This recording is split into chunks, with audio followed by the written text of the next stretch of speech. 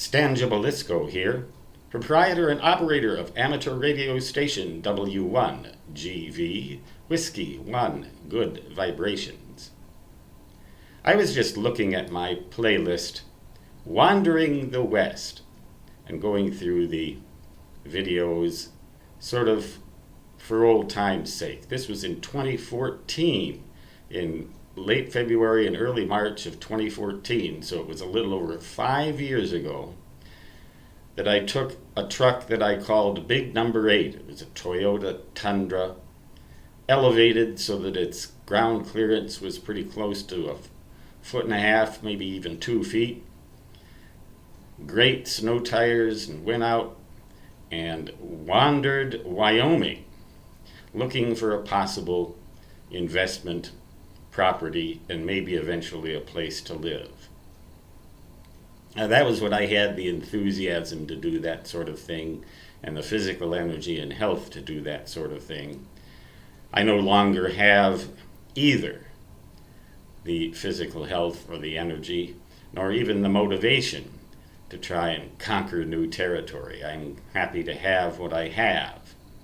But back then, all of the mobile operation that I did, and portable, was on CW with a Yaesu FT857D Delta and a 35 ampere hour marine battery. And I even used the marine battery when operating in the truck to separate the vehicle ignition system from the transceiver. I ran 30 watts of RF output power anymore, and the RF would start interfering with the electronics in the truck. But I remember, and you may enjoy watching some of these videos because it gives you a little glimpse into what mobile CW was like. And band conditions were fabulous back at that time on the HF spectrum, all the way up through 10 meters. I worked some really exotic DX, or at least for me it was exotic, from the vehicle.